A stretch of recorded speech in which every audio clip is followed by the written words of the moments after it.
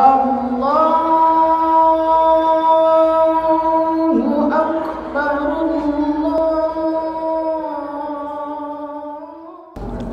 Assalamualaikum warahmatullahi wabarakatuh.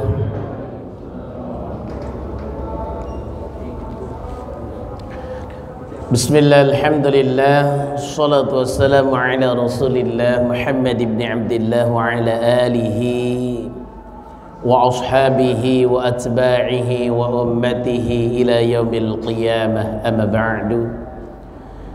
Faqad qala ta'ala fi kitabihil karim wa huwa asdaqul qailin, a'udzu billahi as-sami'il 'alim minasy syaithanir rajim. Laqad kana lakum fi rasulillahi uswatun hasanah liman kana yarjullaha wal yawmal akhir wa dzakarallaha katsira. Wa qala nabiyyu sallallahu alaihi wa alihi wasallam, kullu ummati yadkhuluna al-jannah illa man aba. Qila wa man ya'ba ya Rasulullah? Qala man ata'ani dakhala al-jannah wa man asani faqad aba. Shadaqallahul aliyyul azim, shadaqa rasuluhun nabiyyul habibul karim, wa nahnu ala dhalika minasy syahidin wasyakirin, walhamdulillahi rabbil alamin.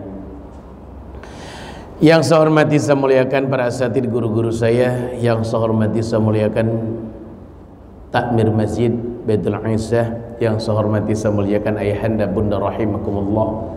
Bersyukur kita kepada Allah atas seluruh nikmat Allah, yang mana Allah telah memberikan nikmatnya kepada kita semua, sehingga alhamdulillah dengan nikmat Allah lah hari Sabtu subuh ini Allah kembalikan kita bisa hadir di masjid dalam rangka melaksanakan kewajiban yang Allah wajibkan kepada kita, yaitu salat subuh berjamaah, dilanjutkan dengan kewajiban kita menuntut ilmu.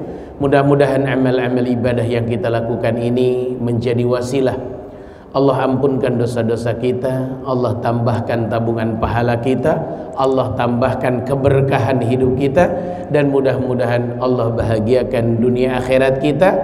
Mudah-mudahan amal ibadah yang kita lakukan ini akan dilanjutkan oleh anak-anak dan cucu-cucu kita semuanya. Amin ya Allah ya rabbal alamin. Rahmat teriring salam semoga Allah curahkan, semoga Allah limpahkan selalu kepada Nabi kita, Rasul kita, yaitu baginda Rasul Muhammad sallallahu alaihi wa alihi wasallam. Ayahanda bunda rahimakumullah, mengawali pengajian kita awali dengan baca salawat dulu kepada baginda Nabi. Kebetulan hari ini bertepatan dengan berada posisi di bulan Rabiul Awal, di hari kelahiran baginda Nabi Muhammad sallallahu alaihi wasallam.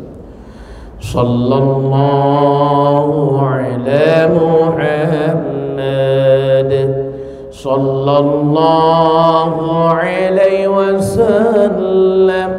Sallallahu ala Muhammad sallallahu alaihi wasallam.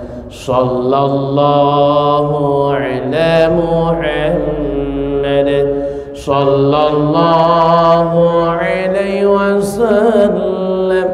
Sallallahu ala Muhammad sallallahu alaihi wasallam. Sallallahu ala Muhammad sallallahu alaihi wasallam. Sallallahu ala Muhammad sallallahu alaihi wasallam. Allahumma shalli wa sallim wa barik alaihi. Ayahanda bunda rahimakumullah, begitu juga kita awali pengajian kita subuh kali ini dengan bacakan suratul Fatihah. Fatihah yang pertama diniatkan kita minta sama Allah agar pahalanya Allah sampaikan kepada ayah bunda kita yang sudah wafat, mertua kita yang sudah wafat, paman bibi kita yang sudah wafat, nenek kakek kita yang sudah wafat, keluarga kita, saudara kita, jamaah masjid Baitul Izzah yang sudah wafat, mudah-mudahan para donatur yang sudah wafat, mudah-mudahan almarhumah oleh Allah diterima iman Islamnya, diterima seluruh amal ibadahnya, diampunkan seluruh salah dan dosa-dosanya. Allah jadikan kuburannya taman surganya Allah, dan mudah-mudahan Allah jauhkan dari api nerakanya Allah, dan mudah-mudahan Allah jamin masuk ke dalam rahmat dan surganya Allah Subhanahu wa ta'ala. Yang kedua, niatkan dalam hati Fatihah yang akan kita baca mudah-mudahan menjadi obat buat tubuh kita, apapun jenis penyakit yang sedang ada di tubuh kita, berat ataupun ringan, penyakit yang kita sadari atau kita tidak sadari, penyakit yang sudah kita obatin atau belum kita obati, penyakit ruhaniyah ataukah penyakit jasadiah. Mudah-mudahan penyakit yang ada di tubuh kita, di tubuh pasangan hidup kita, di tubuh orang tua kita, di tubuh mertua kita, di tubuh keluarga kita, saudara kita, begitu juga di tubuh keluarga besar jamaah Masjid Baitul Izzah yang sedang sakit, mudah-mudahan penyakit-penyakit itu diangkat oleh Allah, diganti dengan sehat walafiat. Yang ketiga, kita minta kepada Allah dengan Fatihah yang akan kita baca, mudah-mudahan Allah jadikan bacaan Fatihah ini menjadi rahmat buat kita, rahmat buat keluarga kita, rahmat buat lingkungan kita, rahmat buat negara kita tercinta, sehingga Allah jadikan keluarga kita keluarga yang sakinah, mawaddah, warahmah. Allah jadikan anak keturunan kita soleh dan solehah. Allah berkahi kita dengan pekerjaan yang halal barakah, dengan rizki yang halal barakah. Allah jauhkan kita semua dari segala musibah dan balai.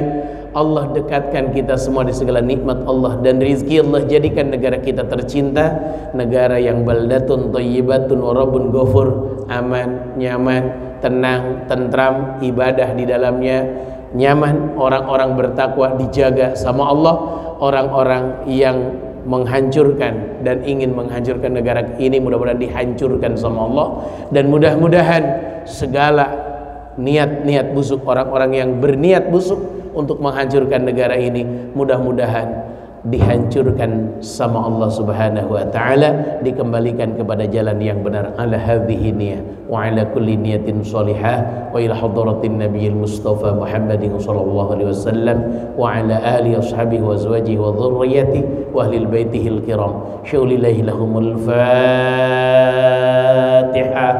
A'udzu billahi minasy syaithanir rajim. Bismillahirrahmanirrahim. Alhamdulillahi rabbil alamin, arrahmanir rahim, maliki yaumiddin, iyyaka na'budu wa iyyaka nasta'in, ihdinas siratal mustaqim, siratal ladzina an'amta 'alaihim ghairil maghdubi 'alaihim waladdallin. Amin.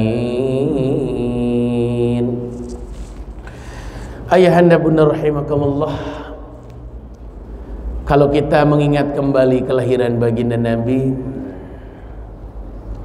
maka ada tertancap rasa rindu yang luar biasa.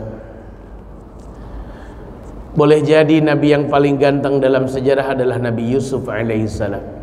Tapi maaf, Nabi Yusuf tidak ketemu dengan kita, baginda Nabi Muhammad juga tidak ketemu dengan kita. Tapi yang paling tertancap di hati kita adalah rasa kecintaan kita kepada baginda Nabi. Dalam sejarah, Nabi yang paling kuat adalah Nabi Daud alaihissalam. Beliau adalah Nabi yang paling gagah. Sampai ada sebuah pendapat atau sebuah riwayat mengatakan, saking kuatnya Nabi Daud, istrinya beliau 100 orang.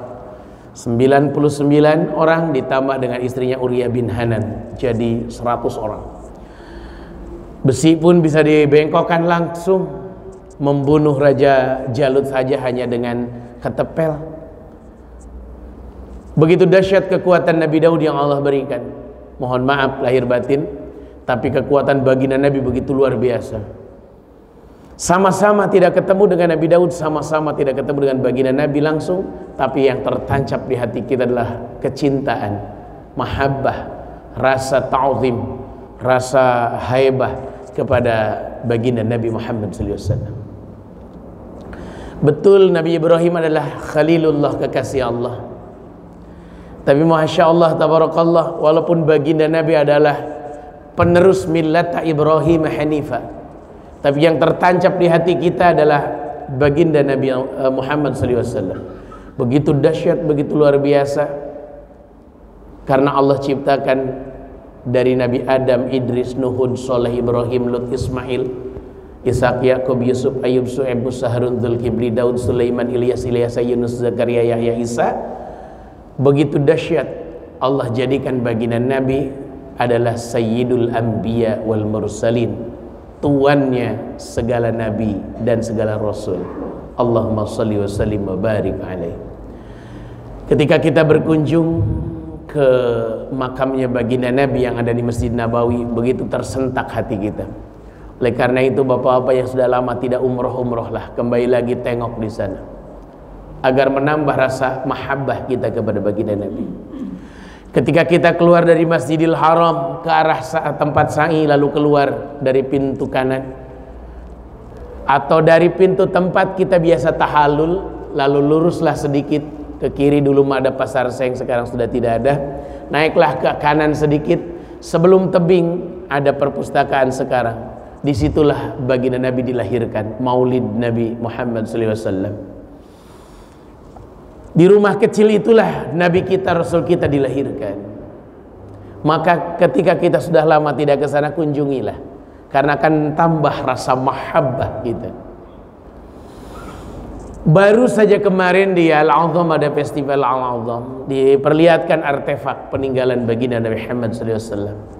Ada bekas telapak kakinya, ada tongkat yang biasa dibawa oleh baginda Nabi, ada panah yang dibikin langsung oleh tangan baginda Nabi, ada jenggot yang diabadikan, jenggotnya baginda Nabi, ada rambut yang diabadikan dari rambutnya baginda Nabi, ada darah bekam yang diabadikan dan mengkristal, disimpan menjadi artefak peninggalan Nabi. Ada juga keringat ketika baginda Nabi wafat, berkeringat baginda Nabi keningnya, karena diantara ciri-ciri orang yang wafatnya husnul khotimah yang nampak kelihatan oleh kita adalah ketika dia wafat keningnya berkeringat. Masih tersimpan keringatnya baginda Nabi dalam botol kecil. Begitu kita juga melihat sorbannya baginda Nabi, atau bahasa kita mah kopeah lah, bahasa kita mah kopeahnya baginda Nabi, tapi aslinya namanya sorbannya baginda Nabi. Begitu dahsyat ketika kita cium dari dekat, masya Allah wanginya begitu luar biasa. Baru ngelihat peninggalan baginda Nabi saja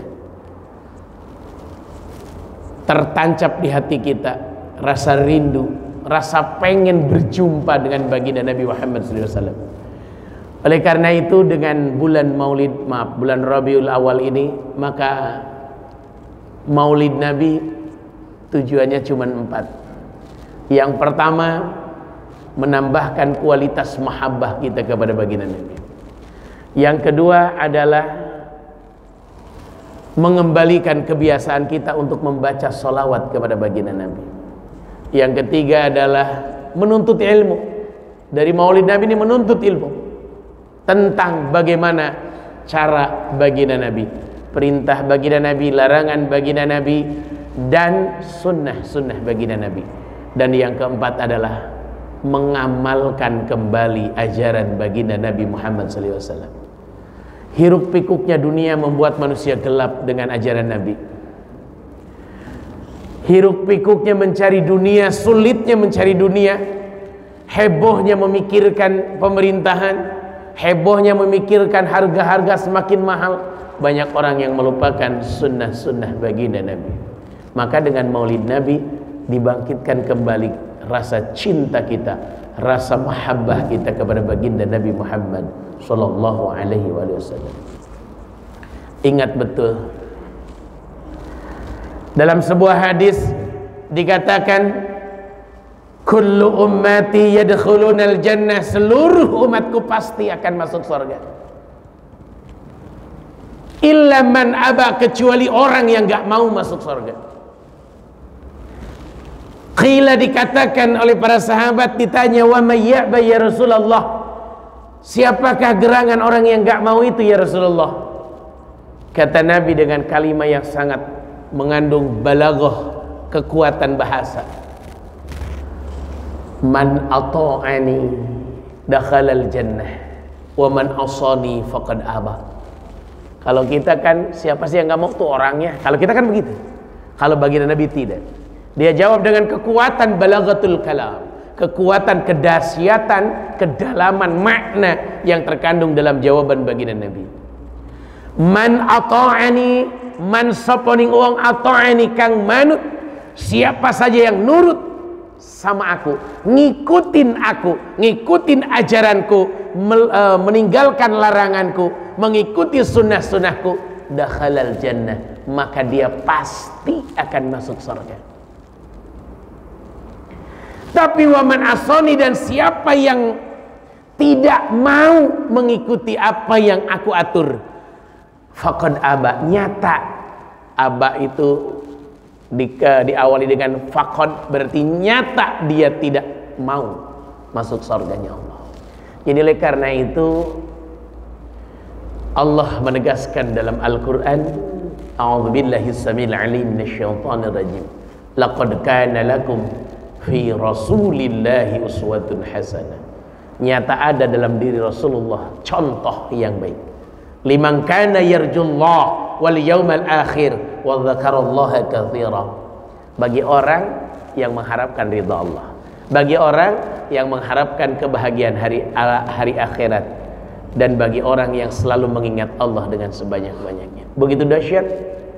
Ada contoh di Nabi. Mari kita kaji subuh ini, contoh apakah yang ada di Nabi, larangan atau perintah. Baik, saya akan bahas larangan dulu. Lihat kitab Muhtarul Hadis halaman 153. Karena kajian kita Muhtarul Hadis, kita lihat itu dulu.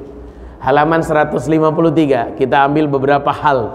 Itu ya, kita lihat, karena kalau diselesaikan semua tidak akan selesai, karena saya akan ceramah ke Bekasi habis hari ini. Yang pertama, al-manahi, ya, halaman 153, al-manahi, artinya larangan-larangan dari baginda Nabi. Hadis ke 1303. Naha Rasulullah SAW anit takhattumi bidzahab. Yang pertama yang harus kita ikutin apa yang dilarang oleh Nabi dengan cara menjauhinya adalah naha Rasulullah SAW, baginda Nabi melarang anit takhattumi bidzahab, dengan memakai emas. Satu, baginda Nabi di hadis yang pertama, amalan dari baginda Nabi berbentuk larangan, yaitu laki-laki haram pakai emas. Udah nggak usah diragu-raguin lagi, bukan dilarang tapi haram. Kalau udah haram tuh udah bukan larangan lagi, ya. Ya, haram udah di atasnya lagi. Nggak boleh laki-laki pakai emas, cincin, gelang, kalung, haram pakai emas. Jadi kalau bapak punya emas, maka silahkan kasih ke istri. Yang halal adalah istri kita pakai emas, anak perempuan kita, pembantu perempuan kita, monggo silahkan pakai emas. Ibu kita kali-kali beliin emas, ya 20 gram, 50 gram, terserah. Mau bas batangan boleh, mau emas ini, senangnya orang tua dibeliin emas, masya Allah, tabarakallah. Mohon maaf, tidak boleh pakai emas, haram hukumnya.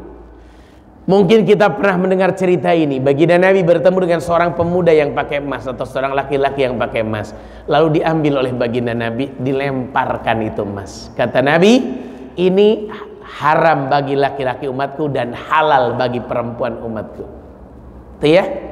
Ada lagi redaksi lain, seorang laki-laki menyimpan bara api di jarinya. Mohon maaf, baginda Nabi kalau melihat sesuatu yang bertolak belakang dengan syariat, baginda Nabi langsung bertindak. Beda dengan kita. Kalau ngelihat sesuatu yang bertolak belakang dengan ajaran agama, baginda Nabi langsung menegur. Kalau kita terkadang nggak enak amat ya, gitu ya. Itu ya. Contoh, ada orang yang lagi berjamaah, Nabi lagi jadi imam, ada makmum dari belakang, bacaannya kekencengan, kedengaran sama baginda Nabi. Langsung ditegur, siapa yang tadi suaranya kekencengan sampai mengganggu orang lain khusyuk beribadah. Kan suka ada yang usolli fardhu, sampai berkali-kali dia. Nah nanti ketika bismillahnya Allahu Akbar kabira, doa iftitahnya udah mulai dah kacau, itu kencang bener. Nah mohon maaf, nah ini memang ada yang begitu, mohon direndahkan suaranya ketika berjamaah karena akan mengganggu konsentrasi yang lain, gitu ya. Satu ya, cincin pernikahan, cincin tunangan, maaf, monggo perempuannya pakai, laki-lakinya jangan emas. Laki-lakinya selain emas, sama-sama tuker cincin nggak apa-apa tuh ya, tapi maaf, laki-lakinya bukan emas, jangan emas. Yang kedua, kalau tunangan karena sudah jadi adat istiadat di kita, boleh-boleh saja, tapi yang masanginnya ibunya si anak laki-laki, maaf, si calon mempelai laki-laki ke yang calon menantunya. Nah dari pihak laki-laki, bapaknya yang masangin, bapaknya si calon mempelai perempuan kepada si calon menantu laki-lakinya. Nah karena bukan mahram ya, terkadang ini masya Allah tabarakallah, zamannya sudah berakhir ya, terkadang calonnya yang masangin. Nah ini baik, itu satu ya. Jadi haram pakai emas dengan alasan apapun. Ternyata ditelitilah oleh seorang ilmuwan, kenapa perempuan boleh pakai emas, kenapa laki-laki enggak boleh. Ternyata laki-laki kalau pakai emas mengandung resiko yang sangat tinggi, sangat bahaya. Karena ada logam-logam berat yang akan nempel ke badan, merusak aliran-aliran darah. Jadi darah kita nanti terganggu, tidak lancar alirannya, sehingga akan banyak penyakit di tubuhnya. Lalu kenapa perempuan boleh? Karena perempuan tiap bulan menstruasi, maka darah-darah kotor yang ada ditimbulkan dari logam berat yang ada di emas, maka akan harus terbawa hanyut dengan menstruasi. Itu dahsyat ya. Tapi sekali lagi, ini bukan dari baginda Nabi, ini hanya penelitian ilmuwan mengatakan begitu. Yang kedua, naha'anit takallufi lidhaif. Baginda Nabi melarang kita berlebih-lebihan dalam atau mengadak-ngadakkan dalam menjamu tamu. Ketika ada tamu datang ke rumah kita, lalu kita semuanya diada-adain. Kenapa baginda Nabi melarang? Dua hal yang baginda Nabi khawatirkan sudah jelas. Yang pertama, kesombongan.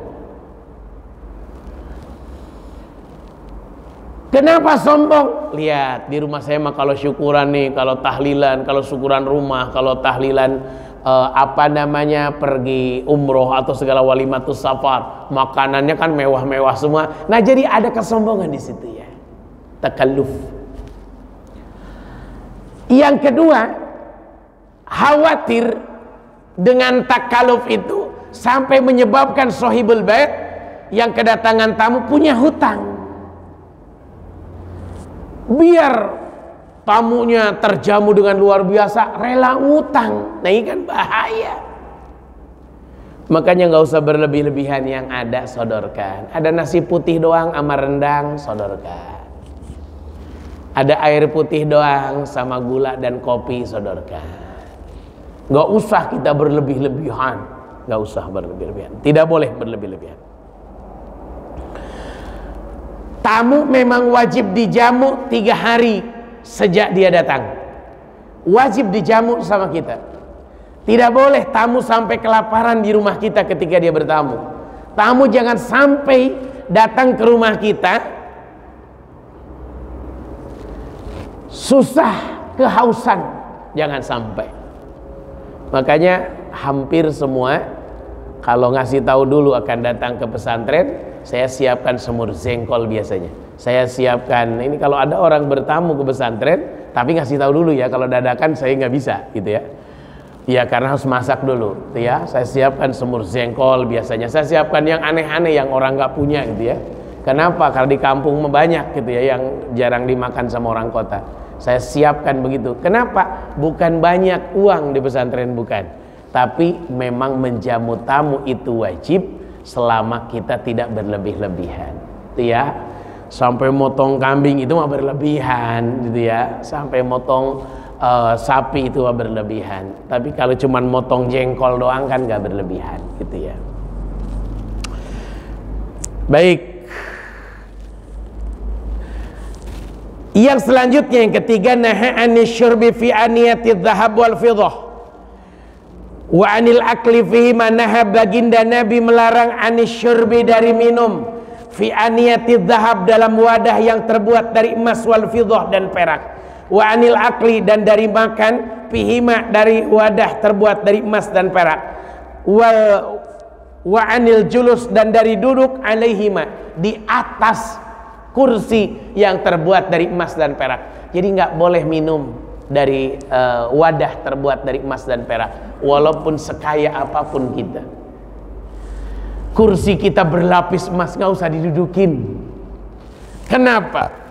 Yang pertama, israf, berlebih-lebihan. Kalau kita mampu emas sampai dijadikan gelas, pertanda kita ini orang kaya. Harusnya dibagikan ke yang lain.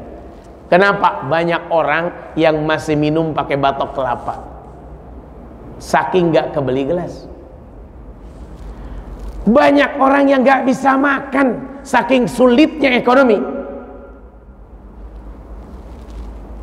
Banyak orang yang mohon maaf lahir batin nggak bisa datang ke sekolah, saking miskin. Masa kita minum pakai gelas yang terbuat dari emas? Itu yang pertama. Yang kedua, bahaya minum pakai gelas terbuat dari emas dan perak. Ya tadi saya bilang, ngandung molekul-molekul yang bahaya. Makanya nggak usah. Sudah, tuh ya, nggak usah dipakai. Dahsyat ya. Emang ada Ustadz? Pasti ada. Pasti ada. Tuh ya, pasti ada. Pasti ada. Kalau ada ceritanya dari baginda Nabi, pasti ada kejadiannya. Pokoknya hukum dunia itu begitu. Kalau ada bahasanya di muka bumi ini, pasti ada kejadian. Wa naha 'anil labsi dibaj wal harir. Baginda Nabi juga melarang kita memakai sutra tebal atau sutra tipis.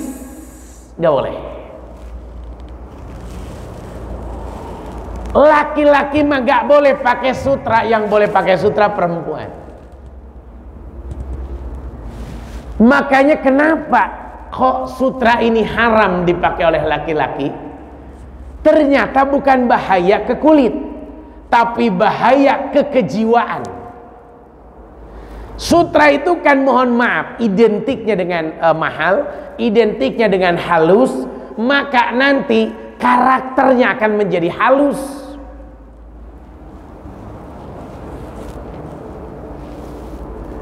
Kalau laki-laki gerah, baju, jaket digoyang-goyangin, tuh ya. Tapi kalau orang udah biasa pakai sutra, laki-laki, kalau gerah bukan baju yang digoyangin, tapi tangan yang digoyangin. Nah, ini udah pertanda bahaya itu. Udah pertanda bahaya. Singkat kata, singkat cerita, melehoi nantinya udah. Bahaya dah. Dah jangan. Makanya laki-laki mah nggak usah pakai batik sutra, biar istri kita saja yang pakai. Tuh ya, saya sampaikan hati-hati dengan dua merek sarung. Ini ngandung sutra ini. Yang pertama mereknya Kecubung. Kecubung. Harganya sekitar 1,5 juta sarung itu. Itu ngandung sutra. Saya nggak tahu.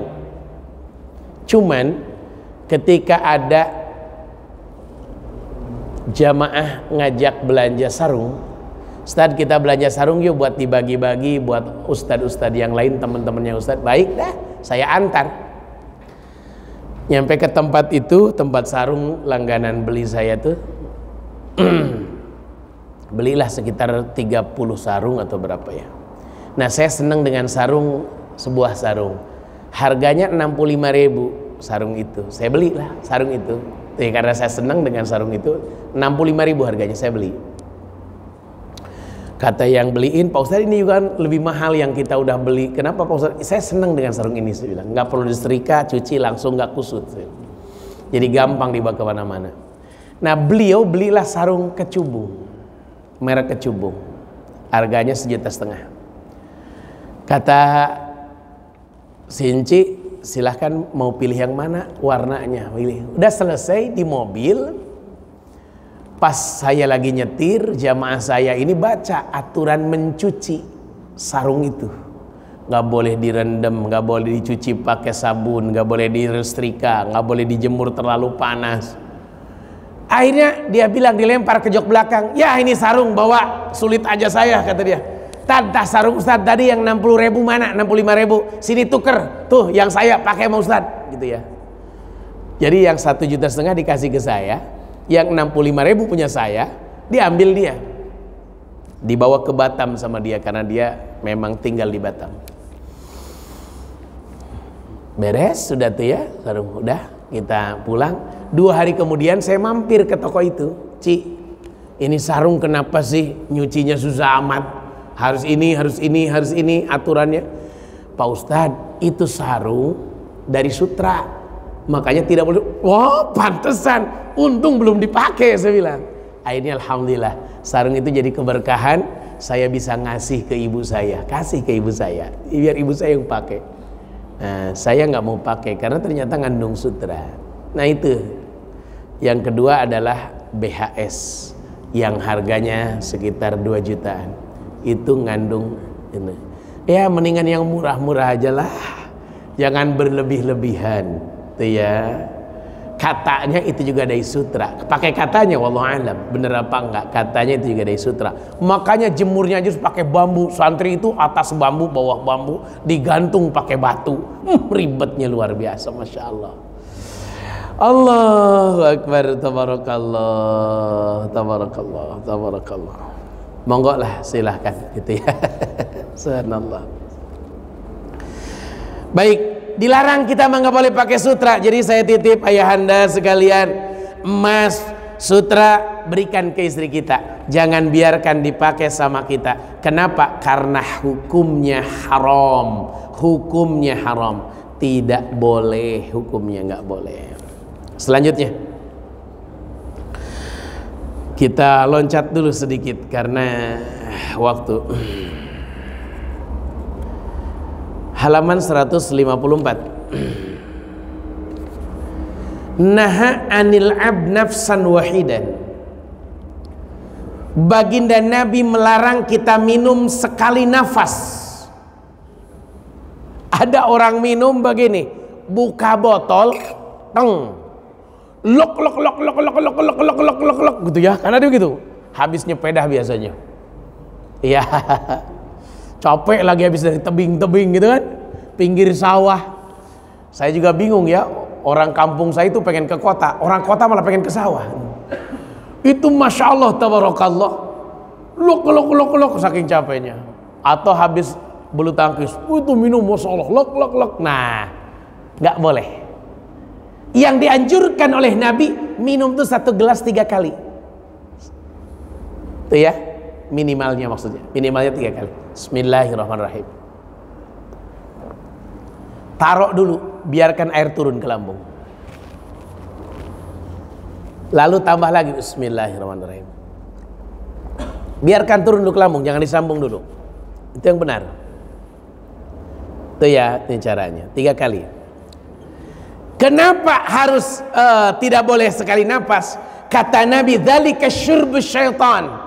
Orang yang minum sekaligus itu cara minumnya setan. Setan kalau minum begitu, buka kulkas, ambil botol, lok lok lok lok lok lok lok lok lok. Itu cirinya setan. Tengok orang kalau buka puasa adzan maghrib, itu dendamnya luar biasa. Allahu akbar, tabarakallah. Maaf, itu merusak lambung kita, merusak ginjal kita karena kaget kedatangan air begitu deras. Makanya pelan-pelan aja. Malah dalam kitab lain, dalam hadis lain, minumnya pun diseruput, nggak boleh begitu ya. Seruput, ditarik kayak minum kopi, ya kayak minum kopi, diseruput, itu yang benar, gitu ya. Jangan dilek lek lek lek, nggak boleh. Selanjutnya, saya lewat dulu. Selanjutnya, naha an akli ta'amil har hatta yumkin. Baginda Nabi melarang kita makan makanan yang panas sampai memungkinkan untuk dimakan. Waduh, main sepeda ke Sukabumi. Udah capek tuh pagi-pagi main sepeda, mampir ke warung tukang gorengan. Itu goreng pisang masih ngebul, dipegang pun, lah itu ya. Tidak boleh dimakan. Suka ada yang begitu. Itu masih, aduh gitu ya. Itu nggak boleh dimakan. Hatta yumkin, sampai memungkinkan. Memang orang kita ini kurang bersyukur. Kalau beli gorengan ditanya, panas gak? Bagian udah panas ditiupin. Kan aneh sebenarnya. Lihat di hadis selanjutnya. Naha anin nafkhi fi ta'am wasyarab. Baginda Nabi melarang kita meniup makanan dan minuman. Tidak boleh ditiup. Ini ngopi enak bener. Set, baru minum. Enak bener itu ngopi. Ditiup, ditarik. Makan pisang goreng, makan. Bayangin. Ini dilarang oleh baginda Nabi. Apa makna larangan ini? Begitu dahsyat racun-racun yang keluar dari mulut kita ketika kita nium.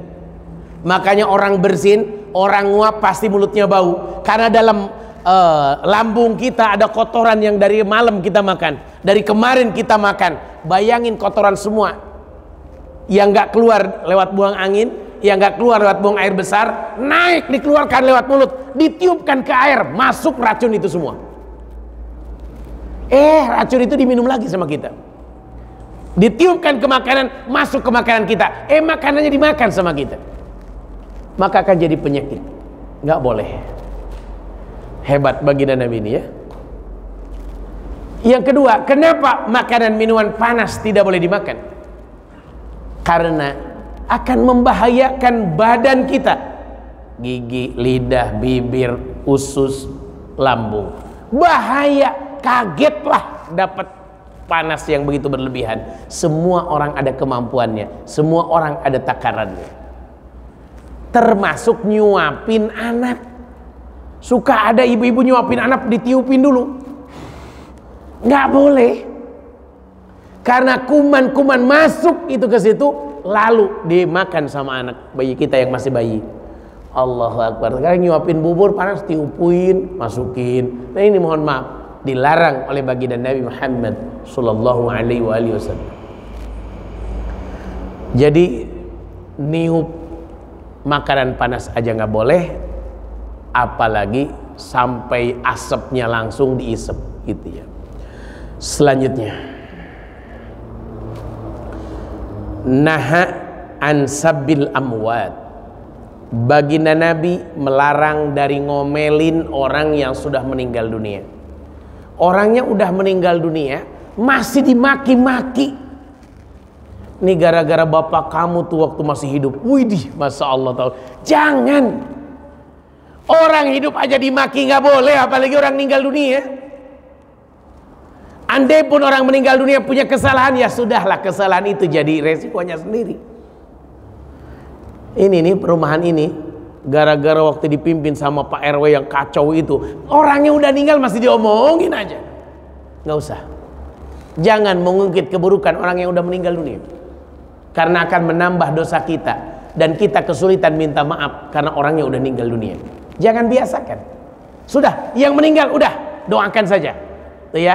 Makanya kan ada istilah, kalau ada orang meninggal dunia, diangkat kurung batangnya, diangkat tinggi-tinggi, keluarganya suruh lewat di kolongnya. Tahu ini adat mana gitu nggak tahu. Tuh ya, suruh lewat.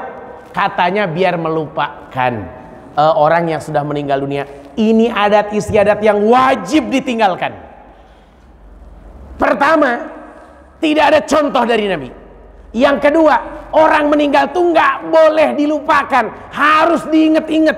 Karena kalau kita melupakan tidak akan mendoakannya, tapi kita harus mengingat-ingatnya. Karena dengan mengingat kita akan mendoakannya. Ingat ibu kita, kita nangis doain, kan begitu. Bukan malah diomelin orang meninggal dunia. Makanya banyak adat istiadat di kita yang tidak ada ajarannya dari baginda Nabi. Gotong jenazah keluar dari masjid, satu langkah Al-Fatihah. langkah lagi Al-Fatihah. Nggak tahu dari mana itu contekannya gitu ya. Saya juga bingung. Itu ya aneh gitu ya, aneh luar biasa. Itu ya, tahu dari mana itu tuntunannya, nggak pernah ketemu. Tapi ya boleh sajalah mendoakan, tapi nggak usah dijadikan kebiasaan. Karena doa yang dibutuhkan bukan itu. Allahu Akbar. Kalau ngadanin mayit di pekuburan masih mending, ada kias-kiasannya. Walaupun tidak ada di hadis, tidak ada di Quran, tapi masih ada kiasnya, yaitu dikiaskan dengan kelahiran, diadzankan ketika diwafatkan, diadzankan. Makanya boleh aja diadzankan, boleh juga tidak, karena bukan sunnah gitu ya. Diadzankan mengingat orang yang takziah, yang mengantar, bahwasanya kita harus ingat azan, gitu aja udah gitu ya, gitu ya. Tapi maaf, nggak diadzankan pun nggak apa-apa, tapi jangan sampai nggak didoakan, karena doakan itu penting sekali itu ya. Talqin dibacakan, idza ja'al malakani muwaqqa, apabila datang dua malaikat yang datang bertanya kepadamu marrabuka. Nah itu kalau saya tidak baca, ya, tidak baca kalau saya. Tuh ya jarang, saya mau doa aja gitu ya. Tapi ada ustaz-ustaz yang baca, ya ada manfaatnya juga kalau kita ngerti buat yang hadir bahwa ini nasihat. Tapi kalau buat yang meninggal sebenarnya tidak ada manfaatnya, karena tidak paham gitu ya dengan itu semua gitu ya. Baik, pengen sekali panjang tapi waktu kita sudah habis. Baik, kita tutup dengan doa. Astaghfirullahaladzim, astaghfirullahaladzim. Allahumma salli wa sallim ala sayyidina Muhammadin fil awwalin wal akhirin wa barik wa karim radhiyallahu tabaraka wa ta'ala kulli sahabati rasulillahi ajma'in. Alhamdulillahi rabbil alamin hamdan syakirin hamdan na'imin hamdan yuwafi ni'amahu yukafi mazidah. Ya Rabbana lakal hamdu wa lakal syukru wa lakal mulku wa huwa ala kulli syai'in qadir. Allahumma lakal hamdu syukru wa lakal mannu fadla wa anta rabbuna haqqa wa nahnu abiduka riqa wa anta lam tazal lidzalika ahla.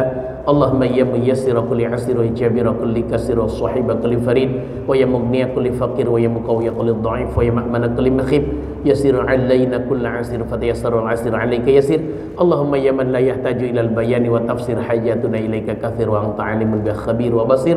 Allahumma inna asbahna nushiduka wa nushidu hamalat arshik wa malaikataka wa jami' khalqik annaka antallah la ilaha illa anta wahdaka la syarika lak wa anna Muhammadan abduka rasuluk. Rabbana ighfir lana dhunubana wa liwalidayna warhamna warhamhuma kama rabbayana shighara. Rabbana atina fid dunya hasanah fil akhirati hasanah wa qina adzabannar. Fadlika subhana rabbika rabbil izzati amma yasifun. Salamun alal mursalin walhamdulillahi rabbil alamin. Ayahanda, banyak sekali sunnah Nabi, diantaranya makan nggak boleh sambil berdiri, makan nggak boleh pakai tangan kiri, masuk kamar mandi segala macam, banyak sekali ya larangan-larangan yang dilarang Nabi. Mohon maaf tapi waktu kita terbatas. Saya jam 7:30 udah nyampe Bekasi, ada ceramah nikah di sana. Jadi pada prinsipnya sekali lagi semangat dari kita untuk mengamalkan sunnah-sunnah baginda Nabi Muhammad sallallahu alaihi wasallam. Mudah-mudahan kelak di akhirat kita semua mendapatkan syafaat dari baginda Nabi Muhammad sallallahu alaihi wasallam. Maafkan bila ada ucapan yang tidak berkenan. Billahi taufiq wal hidayah wal afwa minkum. Assalamualaikum warahmatullahi wabarakatuh. Allah